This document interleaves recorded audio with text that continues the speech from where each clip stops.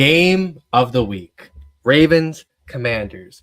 Beltway separates us. So much to talk about. Ladder challenge. All that. This episode, Purple Rain Podcast.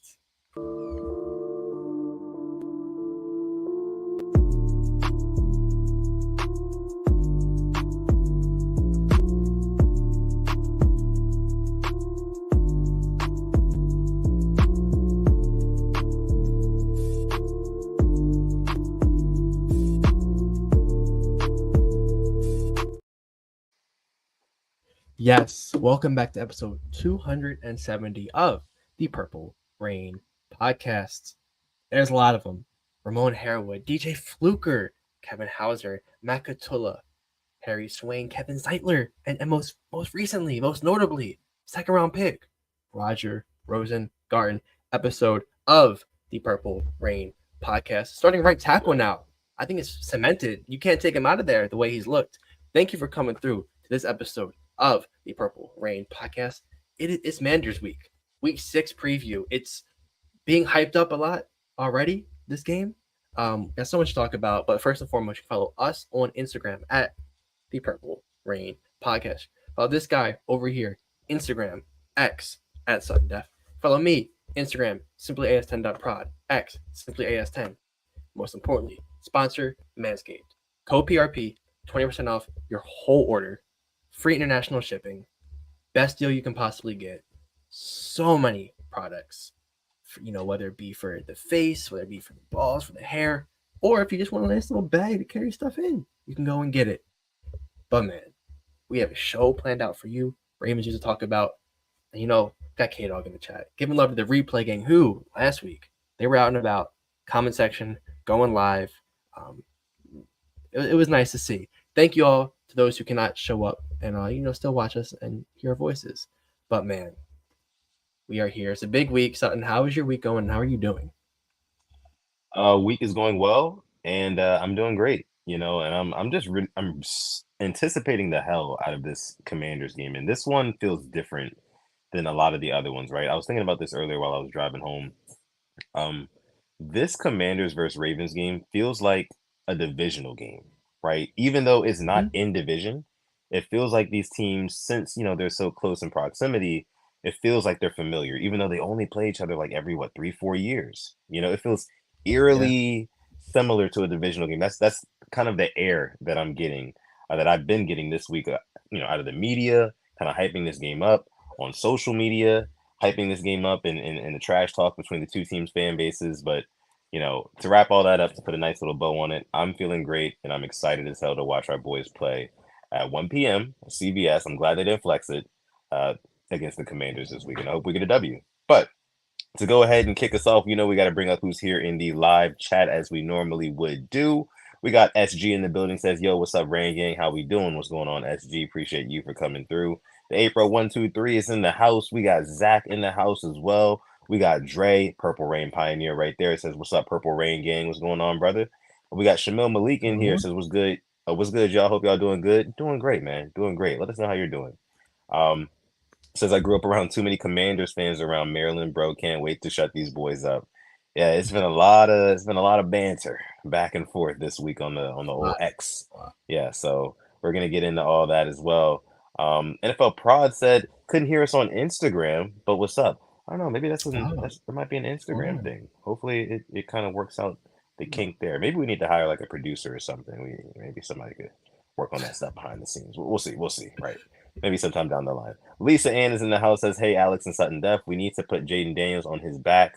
Who do you think will do that? It's a good point. That's a good point, Lisa. We're going to get into all that when we get into the, our keys to victory and things like that. Max in the house. What's going on? Mystic Max here says SmackDown incoming. Hey, look, if Max said it, I'm trusting it. I'm not going to lie to you. Taquan in the house. What's up, Rain Gang? Sutton and Alex was good. Taquan. Okay, so. Look, lots to talk about on this episode. We figured we start this episode with kind of like the leading news of the week coming out of Ravens Castle. It just happened yesterday, actually. The Ravens bought a new coaching hire in a capacity on board. Dean Pease, right? Bringing him back. So former Ravens defensive coordinator Dean Pease who was the defensive coordinator for this team from 2012 to 2017. So he was part of that Super Bowl team. He is coming back as a senior advisor for the defense. And this was announced yesterday. Apparently, it was Zach Orr's idea to hit him up and say, hey, you know, how would you like to come back to the team, kind of help me out? This is my first year. Help me slow things down. Essentially, I would assume Yeah. that's what he said in so many words, right? But Alex, when you heard this news that the Ravens or Zach Orr went out and picked up a Dean Pease to kind of help him out on defense, what did you think of all that? I definitely don't hate it.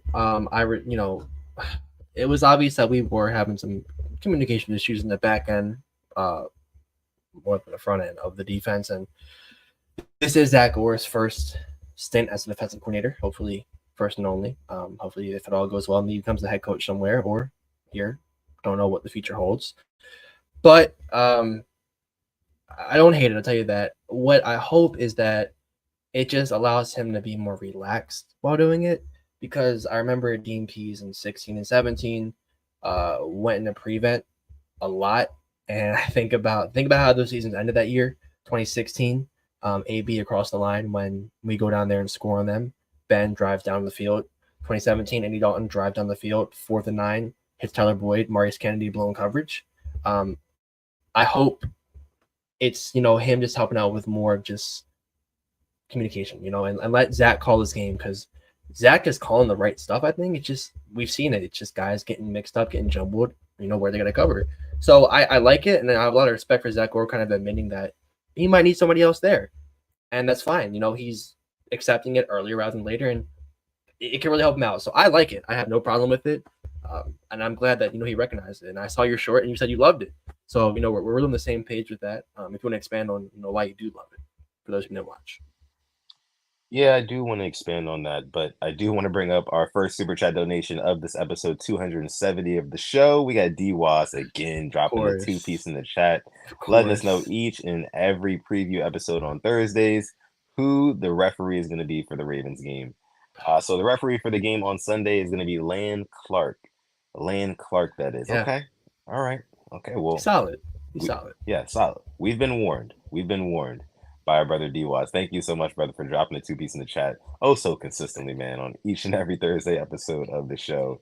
We appreciate you. Um, okay, so yeah, I mean, going back to Dean Pease, I did say in the short that I love the move because, like I said a few minutes ago, I think that this is something that's going to help slow the game down a little bit for Zach Orr. And I'll get into why I think is very important for this week when we start talking about our keys to victory and things like that. But yeah, it just really seemed like he doesn't have, especially after last week, right? Last week I was watching that game in the secondary, to be specific, right? Lots of miscommunication, lots of confusion out there. I think two of Joe Burrow's five touchdowns that he threw came on like complete just lapses of coverage, right? Like just wide open, just layups, complete layups for Joe Burrow, right? And that just absolutely cannot happen.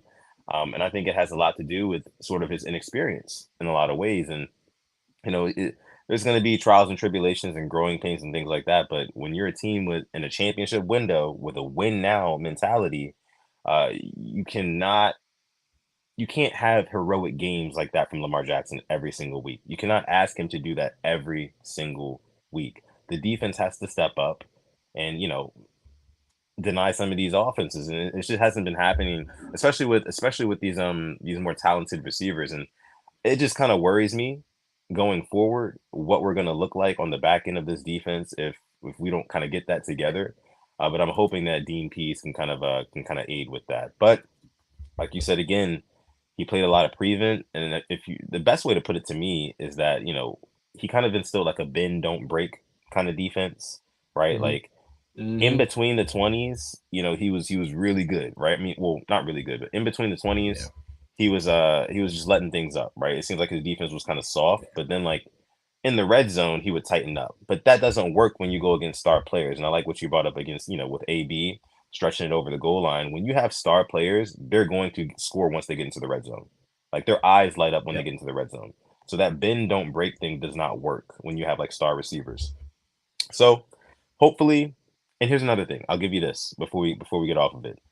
I think that the reason why I like this move the most is because I think we have a lot of different pieces and components to our defense right now, um, personnel wise and mentality wise. I think personnel wise, we have all the tools. We have a Kyle Hamilton, right? On that level. We have a Roquan Smith on the middle level. And then down low, of course, we have Matabike and Travis Jones, who's an emerging star, and Van Noy, who's turning the clocks back, right? And Owe, who's kind of showing flashes here and there. And we have a young, kind of rambunctious coach who's going to fire up the guys, galvanize the troops. What are we missing? I think we're missing wisdom on that defense. And I think that that's a big reason why, I think John Harbaugh and Zach Orr, was a collaborative effort in bringing in a Dean Pease and kind of getting some wisdom back on this defense to kind of mix with the the young spirited, because it's a young defense, right? The young spirit of the Mhm. defense, right? Kind of mixing in that wisdom. So I think it'll bode well for us. We'll see how it works out. And yeah, overall, like I said in the short, I love it. I'm gonna stick by it. And yeah, we'll see. Yeah, can I add on to that real quick about this defense? Yeah, The wisdom. Think about the coaches we lost. Anthony Weaver, former DC assistant head coach. Denard Wilson, last year he had 11 years of coaching experience before us. He yeah, was with the Eagles when they made the Super Bowl. Like we lost a lot of wisdom coaching wise, including Mike McDonald, who's been coaching his whole coach career. DC at Michigan, but like Denard Wilson, Anthony Weaver, like you cannot talk about those guys enough and how much wisdom they brought to this defense. So I think we all were expecting a little bit of a step back. Like this isn't a triple crown defense. Unfortunately, like we lost a lot of pieces, but it still can be a top 10 defense. And the way they're playing now is just despicable, unfortunately. So they got to clear that around because a guy like Jayden Daniels coming in and how freaking just insane he's had to his rookie year. Like they talked today, like they're not approaching this as a rookie quarterback. Like they're saying this guy's all the way put together. He's a top 5 quarterback right now. If you look at it, playing wise, could higher.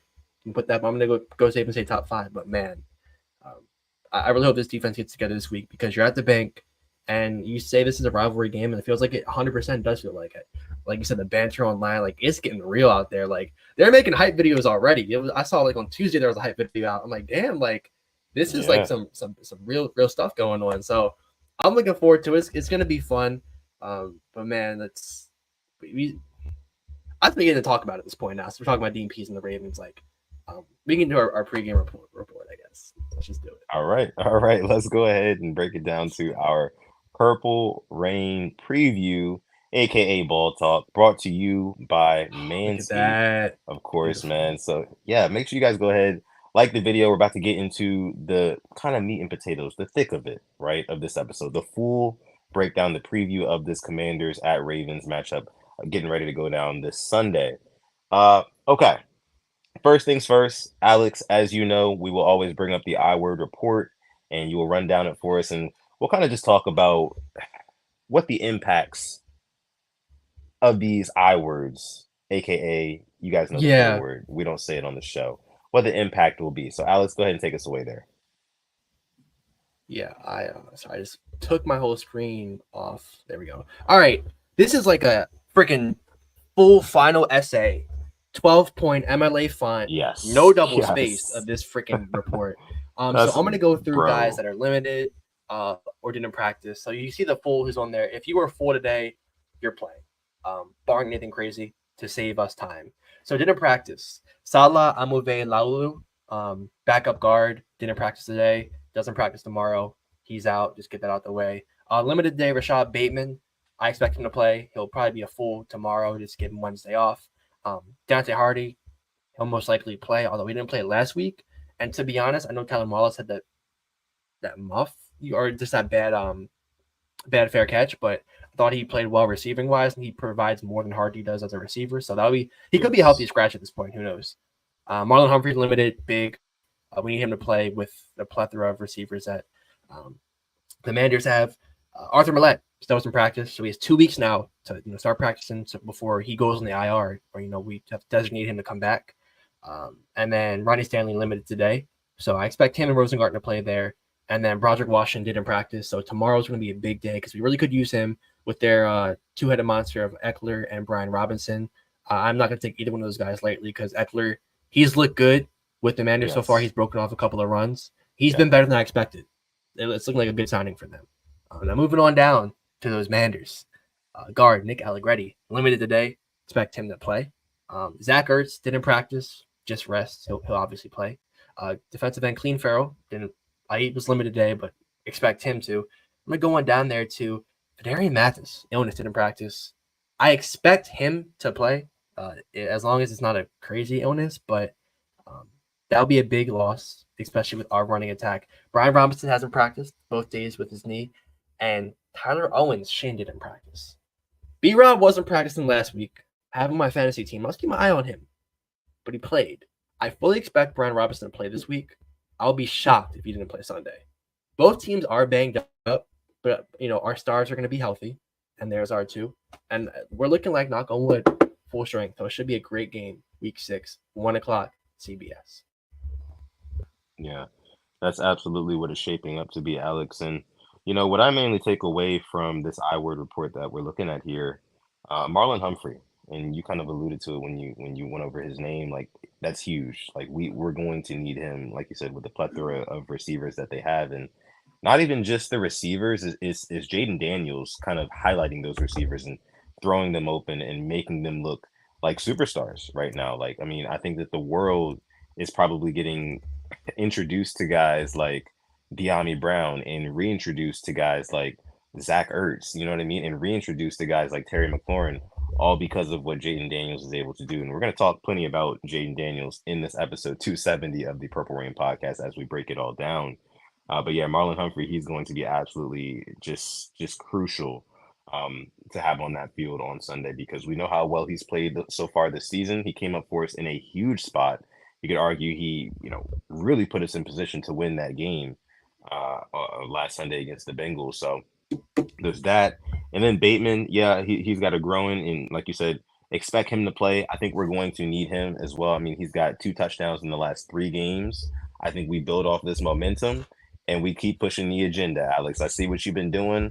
I'm Look liking it a around. lot. This wasn't here before us. Look around. We built this. Oh, Dude, man. Yeah. We have, me and you, I think, and this, we have the gift of liking the most disliked Raven. Patrick Queen. Yeah. He split the fan base apart. Rashad Bateman. For He real. splits the fan base apart. Like, I posted a video and I muted the tweet because there was just, this is all his plays. My brother, it's 5 games. Like, he still is not, he's like our number 3 or 4 target, and he's still getting looks like I thought he's played very well. He doesn't have a 100-yard game, but he's coming up clutch, 3rd down conversions, making these good catches. Like, Yeah. we need him healthy because like he's just that good. And you bring me another receiver to pair along with him and Zay, I like it a lot. But yeah, we need Bate healthy, beautiful route running, route technician, chef's kiss, and he already has a touchdown against one NFC East team this year. Why not make it 2? Yeah. Why not make it 2? And I saw a stat earlier this week that said Rashad Bateman, he had the most separation in the league, against like a press man coverage or something like that. And that's nothing new to Ravens fans. We know how good he is at getting separation. It's just a matter of getting this guy the ball. And I think Lamar Jackson is getting more and more comfortable kind of going his way at times. And I think it is also it's attributed to Todd Monken's scheme as well, because in Greg Roman's offense, I don't think that he would be getting as many opportunities, if I'm being quite honest with you. So I'm happy to see that. What else am I taking from this I word report before we move on?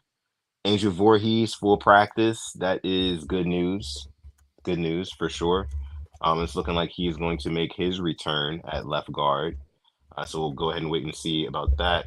And like you said, Broderick Washington, that's going to be big because I'm not sleeping on B-Rob or Austin Eckler either. I mean, both of those guys look really good.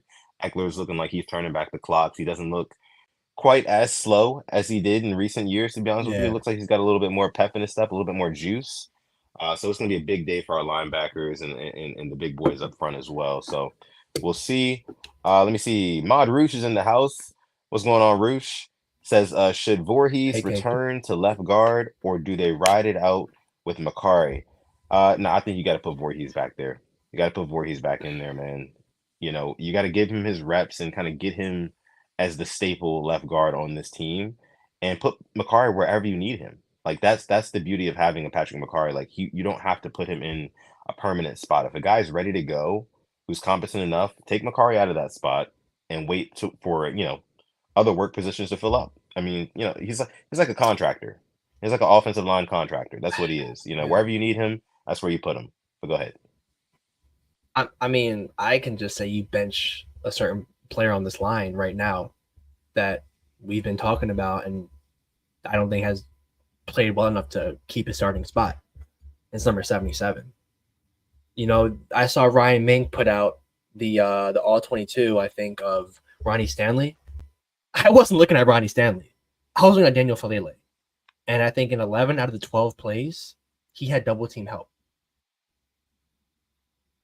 That is that is way too many plays for you to getting somebody else to help you out. Like this is the big boys in the NFL. Like you got to take guys 1-on-1, and Yeah. that's a little worrying. I wouldn't hate Makari right guard for his left guard, but I think John Harbaugh is going to sit here and prove he's right and keep playing Falele until it doesn't work or until something bad happens, unfortunately. So, but I think they will put Voorhees back in and then have Makari safe. But I would like to see Makari at right guard over Daniel Falele. I definitely concur with that statement as well. I mean, Makari at right guard, it I think it makes the most sense, especially if Falele is a guy who you have to scheme up help for consistently. You know, it's just really not a good sign, like you said. And there were a couple plays. I know that exact video that you were talking about that Ryan Mink posted. I was looking at Falele the entire time as well, and it's still some of the same problems. Like he had, and I tweeted this a couple of weeks ago when we played the Cowboys. I said that the Ravens are doing a good job kind of hiding their deficiencies on the O line, and I Mm-hmm. think they've been doing a pretty decent job at that since then.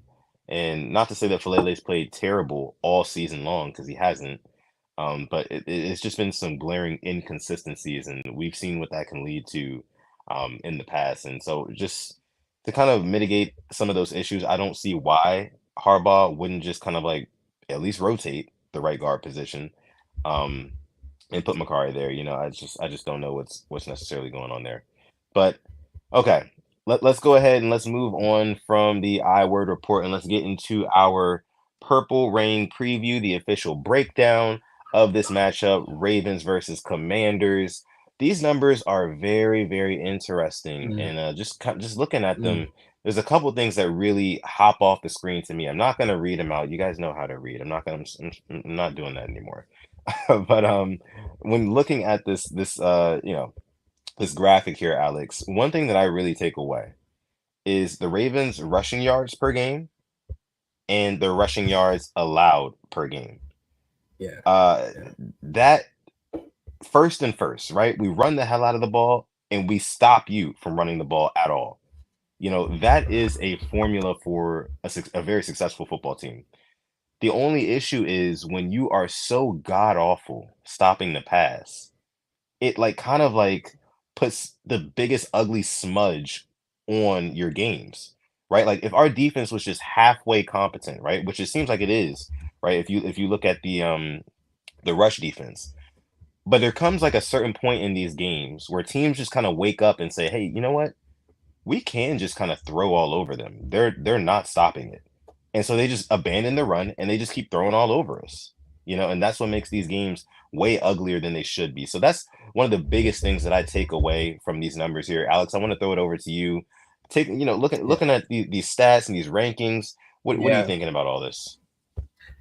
I see our good friend Ungod, our commander pals in the chat, and I'm gonna give some love to the Commanders because 31 points per game. Yeah. I am a Jayden Daniels fan. Liked him at LSU.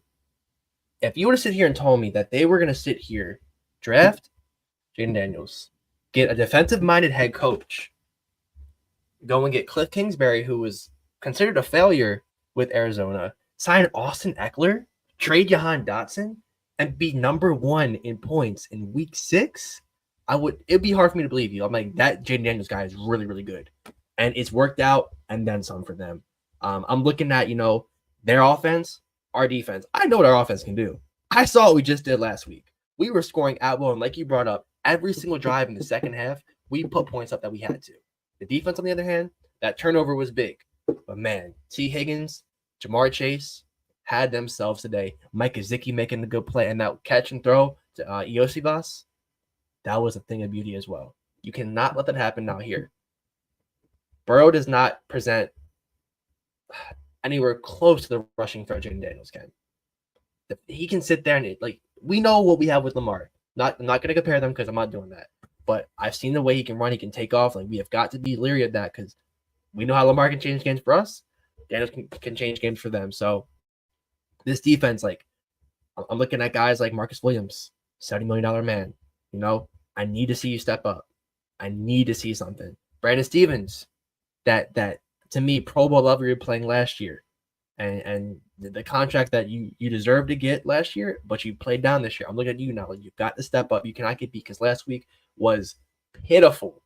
Ray and Ed and Terrell, Haloti, Bart Scott, guys like that, they are rolling over looking at that defensive performance. You have got to go to the bank and make a statement here against this team. And I'm not saying, shut them down, but you've got to get respectable and you've got to, get some stops. But yeah, it's their offense, our defense is what I'm looking at. My biggest key. I'm not saying I'm scared, but I need to see something. Yeah, absolutely. Same here. Now, when it comes to, I guess we're kind of getting into our keys to victory here. I think a big question is how do we slow down Jayden Daniels? It's in the title of the video. Yeah. How do we slow down this Commanders offense? I think, and when I say slow down, I don't even mean figuratively speaking. I mean quite literally speaking. This team likes to run a lot of up tempo, no huddle, get to the line of scrimmage, kind of throw you off balance, right? And the Browns had a really tough time last week, kind of adjusting to that. They weren't really able to switch out their personnel, get in the right sets, and Jayden Daniels just kind of out there just throwing passes all over the field against a Browns defense that had a secondary with a bunch of chickens with their heads cut off, essentially. They didn't really know what they were doing on certain instances. Now, I think what will alleviate that with the Ravens this week is communication. And that's my first key to victory is communication. You're going to have to keep up if you're Zach Orr. Like, I know it's his first year as a defensive coordinator, but I think that Cliff Kingsbury, since he knows that, he's going to try to take advantage of that. And we're going to see a lot of that up-tempo stuff, right? Kind of forcing our defense to hurry up, get to the line of scrimmage, forcing us to communicate even more, just making it harder than it normally would be, right? Against a normal paced offense. So it's going to be important for guys like Roquan Smith, who's the quarterback of the defense, Kyle Hamilton, who's another one of those guys, right? To be constantly communicating, getting these guys where they need to be. Marlon Humphrey's another leader on that defense. My leaders on defense for the Ravens need to step up. Good thing we're at home, right? We don't really have to deal with excessive crowd noise, things like that. Well, we will. We will. We're going to be at the bank, and there's going to be a lot of fans there, even Washington fans. So we're going to deal with crowd noise, especially on defense. But I think still, we're going to have the advantage on defense. The crowd's going to be in our favor. The energy is going to be swinging our way. So we're going to need everything. But communication is going to be my biggest key to victory in slowing down Jayden Daniels. Another key, I guess a more tangible key, is going to be interior pressure, right? I think that the interior pressure from guys like Justin Madubuike, Travis Jones, those type of guys is going to be very important, to kind of throw Jayden Daniels off his spot. I don't want Jayden Daniels taking a snap, taking his three-step drop, keeping his eyes glued down the field and just throwing wherever he wants to all over the yard. No, I want Jayden Daniels, as he's taking his three-step drop, to be bringing his eyes down, looking at the pressure in front of him that's about to be in his lap, right? Because that's going to force him either which way out of the pocket. And now here's the thing. Jayden Daniels is a mobile quarterback, similar to Lamar Jackson, even though they don't like being compared, of course. But they can both get out of the pocket, extend plays, and really hurt you with their legs. And Jayden Daniels is fast, and he's got a very long stride as well. How tall is Jayden Daniels? Do you know? No, I can pull it up real quick. He's probably like 6'4". He's probably like the same height as Lamar Jackson, if I had to 6'4". assume. 6'4". Yeah, 6'4". So, but yeah, the kid's really fast. So another thing, is going to be keeping edge integrity, right? Do not let this guy Mm. jump out on the left or the right side, right? Adafe Owe, Kyle Van Noy. And Kyle Van Noy, I'm not really. I have flashbacks of 2019 Ravens versus Patriots. Ravens are in the red zone. Lamar Jackson drops back, and Kyle Van Noy is kind of in his face, and he just kind of runs right by Kyle Van Noy, and there was just nothing Van Noy could really do about it. And that was 5 years ago. So I don't think that Kyle Van Noy is going to be really tracking down a Jayden Daniels on the edge.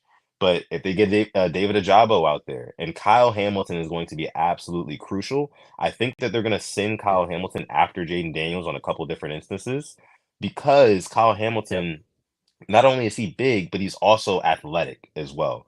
So he can kind of hang with some of the quick moves that Jaden Daniels is going to be able to make and still try to make that tackle. So those are going to be my keys to victory. Communication for one, right? And then the second thing, uh, um, um, uh, oh, I forgot one more. Running the football, keeping Jaden Daniels Yeah. off of the field, keeping this Commanders offense Yeah. off of the field, building up time of possession with Derrick Henry. That's probably going to be my third key to victory right there. So those are going to be my three, man. It's going to be a tough game. It's going to be very, very interesting to see what this Ravens defense comes up with. But I'm excited as hell, man. That's all I can say. But what do you think about that? Yeah. I love them all. I agree with them all, especially the interior pressure. Yeah, Last week, I thought the guys who get paid a lot, Namdi Badabike, that interior pressure to get the sack, he's been bringing it all year. Like the sacks don't show, but he's been a force to be reckoned with. I'm Marlon Humphrey getting the pick, $100 million corner. Like that's what we need from guys who are making the big money.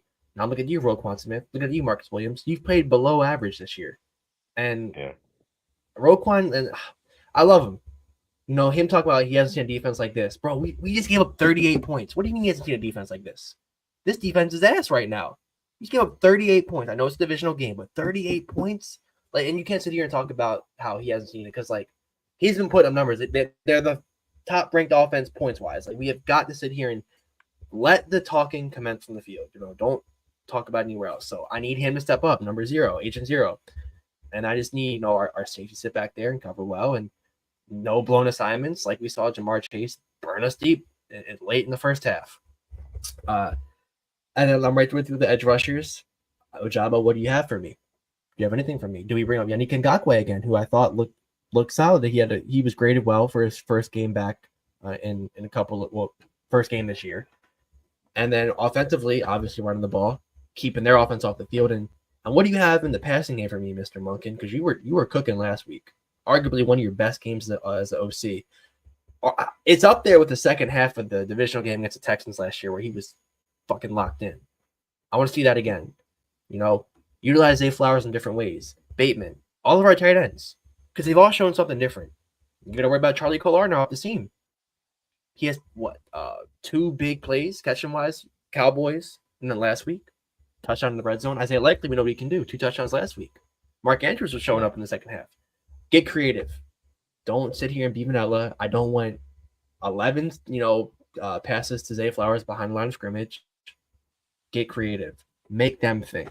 So those are my keys to victory, and hope we can follow Make them. And them hopefully we can win this think. game.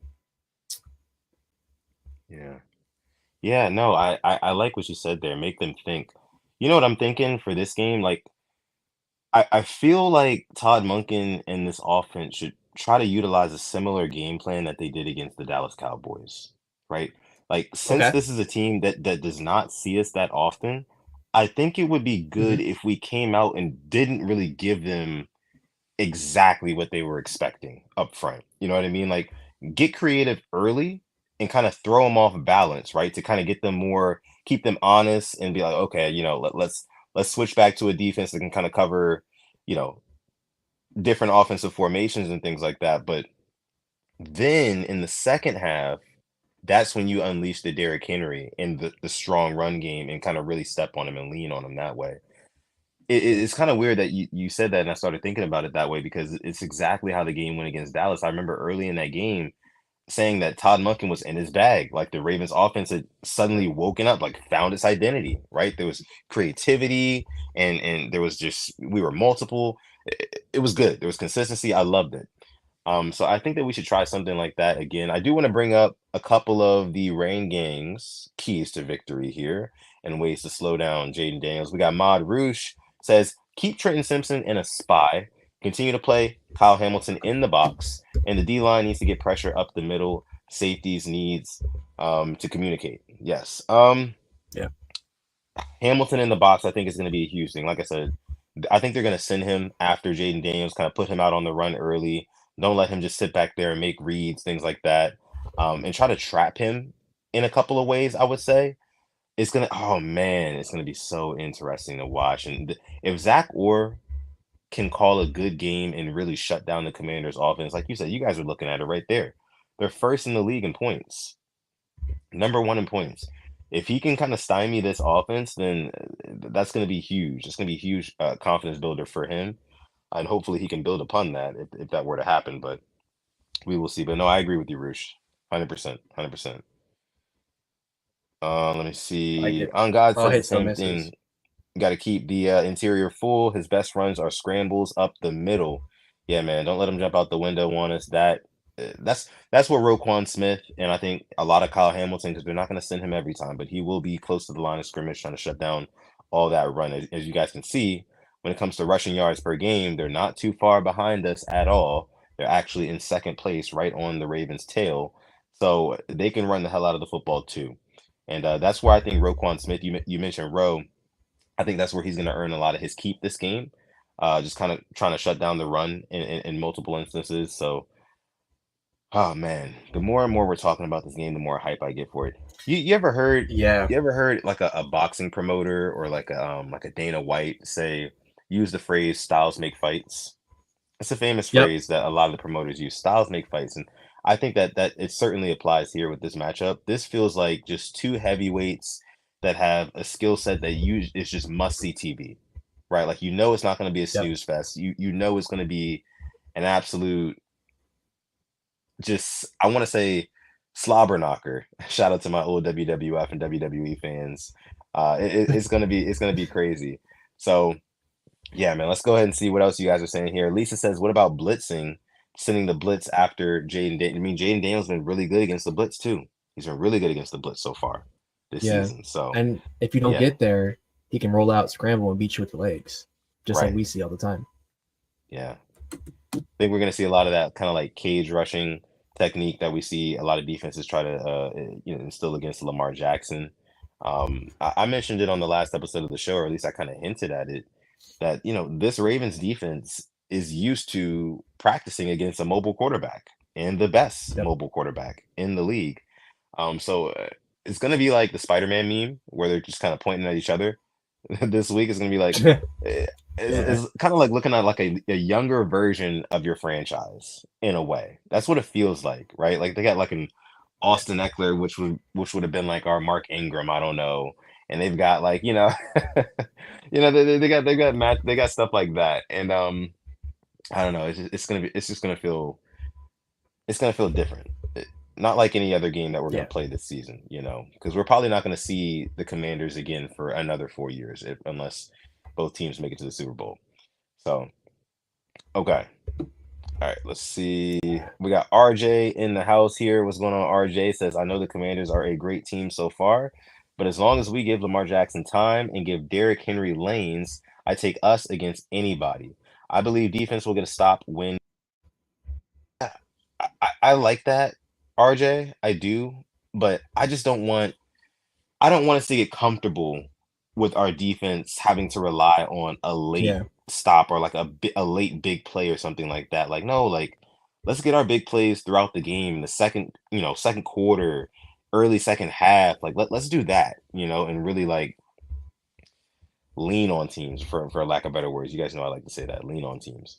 We do have another super chat donation. This one's coming from Ah, Quincy Foreman. What's going on, Quincy? Thank you thank so much for you. dropping the Thank, 5 piece in the thank. chat, making it rain here on episode 270 of the Purple Rain podcast. Quincy says we need to be a little more clever in utilizing Justice Hill. Tylan Wallace and Project Pat Ricard. I kind of disagree with you here, Quincy. I feel like we've been pretty creative using Pat, especially. Pat Ricard, there was a Blocking, play yeah. blocking, yeah. So there was a play last week, and you guys can go back and check it out because it was actually on the Ravens' first drive, the very first drive of the game. They sent Patrick Ricard out in motion, right? Motion to the out wide left. And they sent Derrick Henry after him. And this is all pre-snap. And so you got Derrick Henry and Patrick Ricard lined up out wide. About 30% of the defense started shifting that way, looking that way, expecting it to be a screen pass to Derrick Henry. And they're just going to try to converge on that because they know with Pat Ricard out there, he's probably out there to block. Lamar hikes the ball. There's a wide open soft spot in the zone for Charlie Collar. Boom, first down. And like I think that those are some of the ways, even when we're not seeing them physically involved in the play, some of the ways that they're involved as like decoys, especially guys like Pat Ricard, can also be useful as well, Quincy.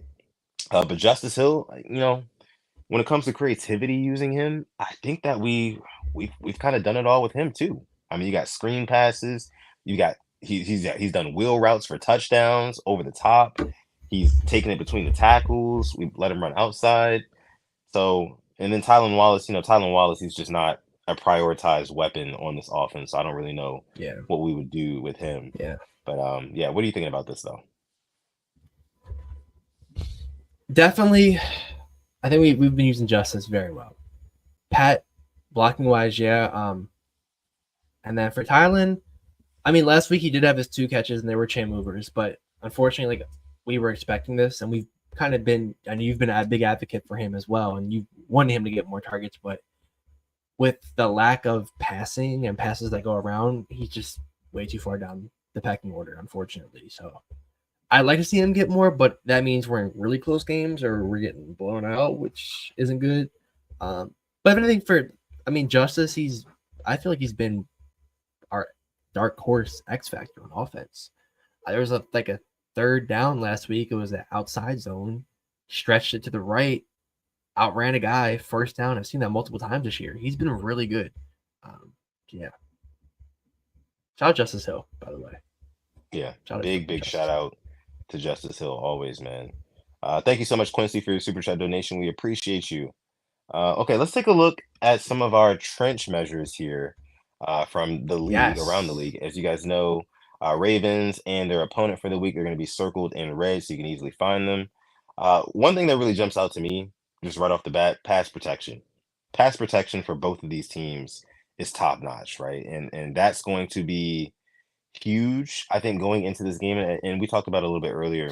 I think the Ravens are doing a good job kind of hiding some of their deficiencies, and Lamar Jackson is doing a really good job at hiding those deficiencies by the way he kind of shuffles around the pocket. So we kind of got to, what's the word? Account for that as well, I guess you could say. But Yeah. Washington, I think that they have a lot of that as well with a mobile quarterback. So we'll see how that really kind of pans out. But I think that kind of it makes me think that this is going to be a high scoring game, and we're going to see a lot of passing Yeah. yards from both quarterbacks, from Jayden Daniels and Lamar Jackson. It's going to be a shootout. I think the over under for the points right now is at 51.5. When I saw that, I was like, wow, for a Ravens game to be over 51, over 50.5 is kind of big, so that's how I think Vegas knows it's going to be a high scoring, based off of these pass protection analytics here. I think it's going to be high scoring. Another thing that kind of hops out to me is the run defense. The Washington Commanders' run defense is about bang average, as my guy Alex would say. I think it's going to be important for us to get them going in terms of Derrick Henry, Justice Hill, Lamar Jackson are guys who can carry the football for us. Get them going early. I think with the creativity, I like some tosses to Derrick Henry, kind of force them to get on the outside, force them to kind of cover all inches of the field, like Todd Monken says he wants to do. But Alex, when you look at this, what do you mainly take away from it? It's got to be, what both teams do well run blocking. Their win rate is up there. The PFF grade is down there. The Ravens Yeah. are kind of where you want to be run blocking. And maybe that's why they stick with Fale. Maybe they see stuff in run blocking. Like, you know what? If he can be this good in run blocking, we'll take his deficiencies in pass blocking. I feel like it's kind of backwards because Derrick Henry is that good and Lamar Jackson's that good, running the ball.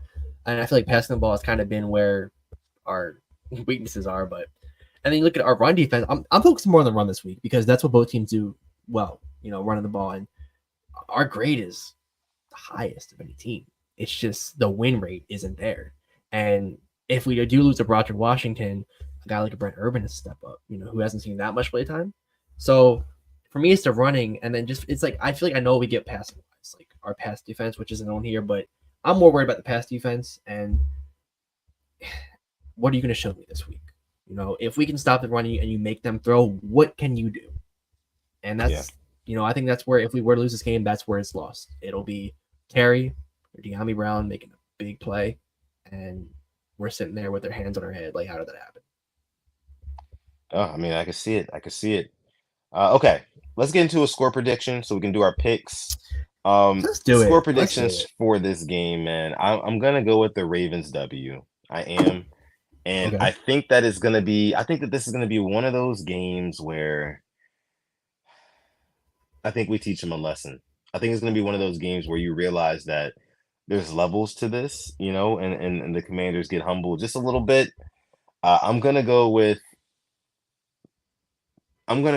37 to 21 Ravens. 37-21 Ravens. I Okay. think that the Commanders score a garbage time touchdown to get 21, but I think that this one, I think that the Ravens win it going away. At home, I think that the defense steps up and kind of that secondary locks in. I think when we have a plan, we're historically very good against rookie quarterbacks. We'll see if that holds up this Sunday against Jayden Daniels. Yeah. But I think this is going to be a good game overall. Good team victory. Lamar Jackson will do what Lamar Jackson does, but I think that the defense steps up in a big way, and we take this one. I like that. I wasn't expecting that from you. I wasn't expecting the Sutton just dunk. Yeah, Wow. man. Okay. We've lost to two rookie quarterbacks under John Harbaugh. Kenneth Pickett and Mitchell Trubisky. Indeed. 2017 for Trubisky. 2021 for Mr. Pickett. Tyler Huntley started in that game. Joe Flacco started in that game. Notice who I didn't say was starting one of these games. I was winning this game. Yeah. I will be there. All right. I am putting my undefeated record in the Ravens game on the line. Okay. I will be at this game. I will be What's there. up, Flock Rundown? Went to many games. How you doing, bro? At the Ravens. 35-20 Ravens. And I told you before the game, I'm getting a lot of Lions vibes from last year. Lions came into the game into Baltimore high. I mean soaring. Jared Goff MVP shouts. I didn't forget because I was feeling them shouts too. They came in. I'm on Rod cooking. They had all, everything was cooking. Aiden Hutchinson, defense was looking good, offense was looking good. I know it isn't Jayden Daniels, but this team plays well against rookie quarterbacks. CJ Stroud saw us second time, 10 points. First time, 9 points. He had a full season under his belt. Just put up a lot of points on the Browns the previous week. Give me the Ravens in this one. Give them the Ravens spread. I like the way we stack up against them, running wise. Of course, Boz is gonna say that. Of course. You know what? I'm sick of it. They took Deshaun Elliott from us. Boz, who got beat on that 4th and goal? Deshaun Elliott. There's a reason why he ain't a Raven no more. I'll leave it at that. But I like the Ravens in this one. Give me the Ravens. The Ravens spread. Manders, I think, will make the playoffs still, but I think we're a more experienced team. I think that we, we'll be home and we're going to defend the bank. Yeah. Yeah, I think the combination of the experience, us being at home, and just Lamar Jackson playing at the level that he is right now, I think that our offense will not be denied, especially if we get the run game going early, or really at any point, you know. But damn, this game is gonna be good, man. Because I'm watching Jayden Daniels and some of his all 22 earlier, and like he does a lot of things right. And I talked about it on the last episode of the show. Like his release is so quick, man, and he doesn't have the best deep ball accuracy yet, but like when he's on, you know. And so that's why I'm saying get this interior pressure and make this kid hesitate, if even for an extra second, right? If even for an extra second, but don't give up that big play downfield that's going to break our defense's back. Like that I just don't want to see in this game.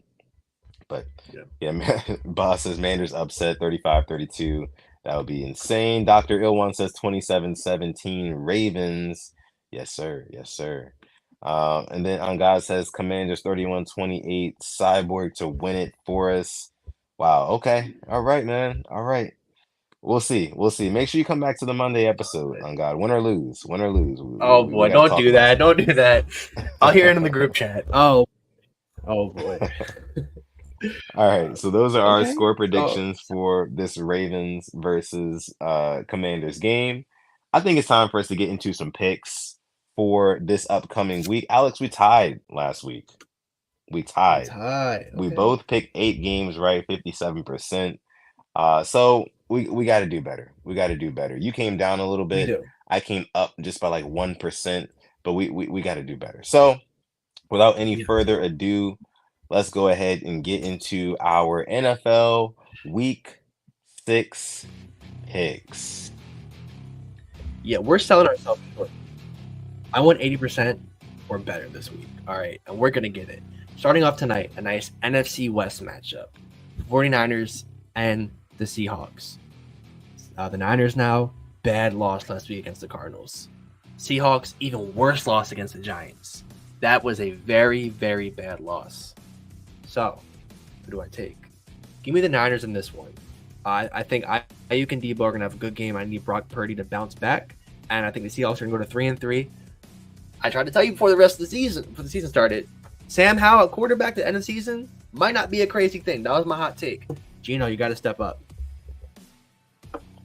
Yeah, I think it's going to be fun watching your good friend DeKalen Zacharias Metcalf on the field tonight. It's always a pleasure watching him play. But I gotta agree with you on this one. Let me go with the 49ers. I don't think that they're going to continue to stack losses. I mean, like you said, a bad loss last week against Arizona, although that is a divisional rivalry. So you kind of figure that game might be a little bit closer than expected. But in this one, because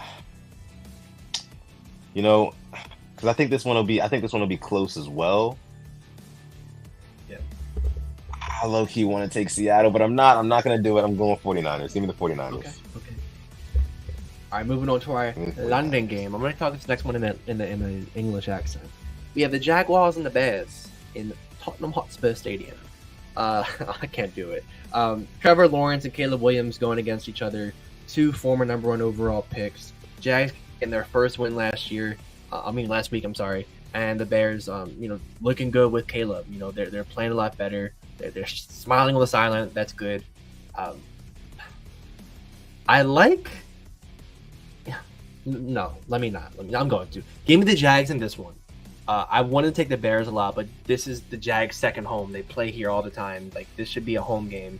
But I'm going to go do this just for the hope there's upsets, like upset of the week. They looked a lot better last week. It's just the defense I'm worried about. Trevor was turning it up. And Brian Thomas Jr., what a talent he is. It's going to be a great matchup between him and those Bears DBs. Give me the Jags in a very close one. It's like my upset of the week.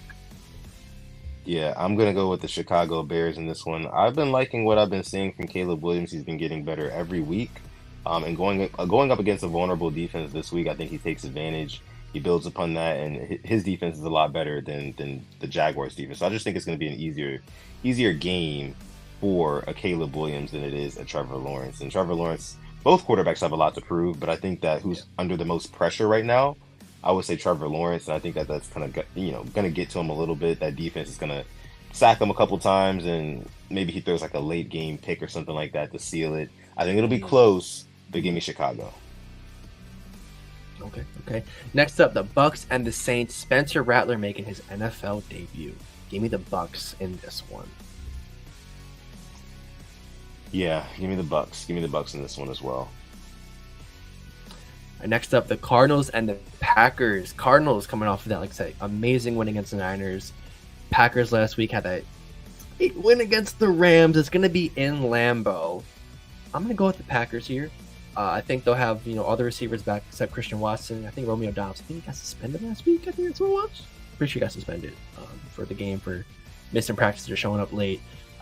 It's in Lambeau. I like what Josh Jacobs has been doing. Their defense straps up. I think they can handle the Cardinals and keep Kyler Murray in check. Wouldn't surprise me if the Cardinals win though. No, I'm gonna go with Green Bay in this one as well. I think that this is kind of like the spot in the season where the Green Bay Packers start to hit their stride a little bit. Stroud gets healthier and healthier as he's kind of getting back from that eye war that he got earlier in the year. Watson again not back yet, but we still got to monitor him. But I think that again, I say it every week when we do this pick segment. I love Matt LaFleur.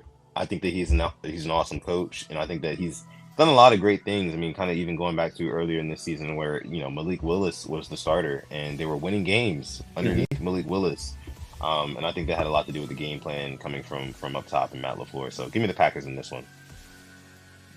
Yeah, and Tucker Kraft showing out last week, and of course, guess who was playing him in fantasy? Me, of course. So yeah, I'm betting one of the players I'm playing against fantasy this week because there was a league where like 6 out of like the 8 skill position players all scored a touchdown. Like that is going to be like my leg. Yeah, it's insane. Next up, the Colts and the Titans in Tennessee. Yeah. Anthony Richardson starting for the Colts instead of Joseph Vincent Flacco against Will Levis and the Titans. No Michael Pittman. Out. Josh Downs, A.D. Mitchell. I like the Titans in this one. Mainly because Anthony Richardson and A.D. Mitchell cannot connect on that deep ball. If they get that right, I think they can win. But I'm gonna go with the Titans here at home after putting 30 up against the Dolphins in Miami last time they played because they had the bye week last week. For me, like you said, Anthony Richardson is starting in this game. If I'm Shane Steichen, I'm going to Anthony Richardson, and I'm just saying, I'm asking him like, are you sure you want to start this? Are you sure you don't want to, wait another week or 4? Flacco. He's been doing all right for us, just make sure you come back 100% healthy. We're just saying, right? That's if I was Shane Steichen, I would say something like that. I don't know if Anthony Richardson is 100%. As a matter of fact, I know he's not 100%. I know he's ready to play. He can play, but I don't think you throw your young guy back out there when kind of like his whole brand of football is putting his body on the line, right? And being kind of like that physical specimen. Wait till he's 100%, especially if you have a competent backup in Joe Flacco, who is like kind of the ultimate backup / bridge quarterback right now. For the past couple of seasons, that's exactly what he's been. You contract him to come in and win some games for you and keep your season alive, right? And maybe even make the damn playoffs. So, but in this one, I'm going to go with the Colts. It really doesn't seem like the Titans have much of anything to offer this season. Give me the Colts. All right, moving on to the Texans and the Patriots. Drake May, first NFL start. It could be Drake May, it could be Jacoby Brissett. Give me the Texans in this one, even without Nico Collins. This is why when you get a guy like Stephon Diggs, there's a drop-off, but you have Diggs and Tank Dell. And then you have John Mechie at 3. You got talent at the receiver spot. Give me the Texans. Yeah, give me Texans in this one. All right, moving on to the Browns and the Eagles in Philly. Give me the Eagles. Eagles, easy. This is an interesting one. Chargers Broncos in Denver. I'm going with Denver here. Their defense is looking very, very good. You shut down that run. We know Greg Roman's offense can. Herbert hasn't thrown for 200 this year. I think it stays that way. Game the Broncos. And it kind of surprising win, but I just haven't seen anything from this Chargers defense since their offense. I'm sorry, it's the second win. If the Chargers lose that game, it's officially time to pound the alarm if you're a Chargers fan. Yep. Now, I don't think that they're going to lose this game. I'm going to go with the Chargers in this one. I think this is another one that'll be close. It'll probably come down to the wire. But, yeah, give me the Chargers in this one. Give me the Chargers. Moving on to the Steelers and the Raiders in Las Vegas. This is going to be an interesting one. Aiden O'Connell against Justin Fields, right? Not Russell Wilson. I don't know. Steelers, if that loss on Sunday, have some questions. Some looking in the mirror. George Pickens, look in the mirror. You were playing half-ass the whole game on Sunday. That was really, really poor. I expect a bounce-back game from those Pittsburgh Steelers, so I'm going to take them here to win against the Raiders. Ah man, I picked the Steelers last week with so much conviction to beat the Cowboys, and they did not. Uh, I don't know if I can go with them again, Boz. I don't know if you're still in here, if you're still listening, but He is. I kind of want to go Raiders in this one, to be honest with you, man. Wait, Oh, where is it at? Where is it at? Is it in Vegas or is it in Pittsburgh? it's in Vegas. It's in In Vegas. Vegas? Mm. I think it's gonna be a low scoring game. It's gonna be one of those. Give me Pittsburgh. Give me Pittsburgh. It's just gonna be one of those annoying low scoring games that Pittsburgh just grinds out by 6 points or something like that. So yeah, give me Pittsburgh. Yeah. See, you know it. You know how this goes. You freaking know Yeah. how this goes. Yeah. Next up, Falcons Panthers. Not gonna think about this one too much. Give me the Falcons. Yeah, Falcons easy. Lions and them boys. Lions Cowboys in Dallas. Give me the Lions getting their revenge on that Dan Skipper two touchdown last year, 2-point conversion. Give me the Lions. Yeah, I'll go Lions in this one. I'll go Lions. I wouldn't be surprised if Dallas like pulled it out somehow, some way, but I'll go Lions. And then we have Sunday night, Bengals and Giants. Give me the Bengals in this one. I know the Giants had a good win last week, but the Bengals are the best 1-4 team out there. They've had 2 games where it came down to one play where they should have won. I thought they should have won last week, to be honest, and should have won against the Chiefs. So give me the Bengals to win this game. Yeah, I'm gonna go with Bengals in this one too. The Giants just again, I like how they looked last week because I did catch some of that Seahawks game. That was a big win for them. That big turnover towards the end. I I they're if they had Malik Neighbors back and healthy, I would probably say yeah, like I'll go Giants. But I don't know if he's cleared concussion protocol just yet, so that's why I'm kind of leery about this one. I saw something about him at a Travis Scott concert earlier today. I wasn't sure what that was all Yeah, I about. saw that. Did he clear protocol? I don't think he has. I don't think he Yeah, has. so I don't know if he's gonna play. If he doesn't play, then absolutely not taking the Giants in this one. But for the picks purpose, I'll go with the Bengals since I'm not sure about the Giants. And our Monday night game, the Bills and the Jets without Robert Salah. That was a shock. I was not expecting him to get fired. I like the Bills in this game either way, but I'm still a little shocked about him getting fired. I'll tell you that. Yeah. I mean, that was I think it was everybody was shocked. If you ask Aaron Rodgers, he didn't see it coming. Which I don't know about that, to be honest with you, because it's just like I mean the owner or the GM called him the night before, which isn't a super common thing apparently, and was asking him how he was feeling and everything. Didn't mention anything about the firing, and then the next morning he fires the head coach, and Aaron Rodgers had nothing. He knew nothing about it. It seems kind of weird to me. But I'm gonna go with the Bills in this one. I think it'll take a game or two for who's it? Ulbrich and Todd Downing, who's taking over the offensive play calling for the Jets. I think it's gonna maybe take a game or two, and I'm not sure about Aaron Rodgers right now. Like he threw 3 picks in the last game. I don't know. Was there a conspiracy going on? Did he force the hand of the owner here? Todd Downing was a Titans GM. I mean, he was a Titans OC like 2022, I think. This is the most Jets move possible. He is an awful OC. He got a DUI after one of their games. Their Thursday night game against the Packers. He got a DUI, I'm pretty sure, that night. He's an awful OC. He could not get anything going with A.J. Brown, I believe he was there, and Derrick Henry was there. I know, granted they had Ryan Tannehill, but the offense was piss poor. This makes zero sense. Like them, keeping Nathaniel Hackett still makes. I mean, it's Aaron Rodgers' best friend, but they could do so much better. Like sometimes, we get mad at the Ravens, but there's teams like the Jets who have all this talent and just sit there and make the most bonehead decisions. Give me the Bills. And I have my play of the day. My ladder challenge is in this game as well. So Okay. yeah, there's our picks. I didn't want to get Those too are our like picks. the Jets, man. They're. If I was a Jets fan, I'd be so upset because you have the talent. You just. Mm, mm, mm, mm, mm. Yeah. Crazy. Sorry about that. All right. So to go ahead and cap us off on this episode, we're gonna get into our Purple Rain picks, Purple Rain parlay, ladder challenge, whatever you want to call it, segment. It's time to talk about some betting. So, It Alex, last is. week we decided, man, these parlays for these Ravens player props, man, they've been terrible all season long. Mainly because of the lack of identity from this Ravens offense, right? Yeah. They've been kind of trying to get it together, and it's really not been good for betting.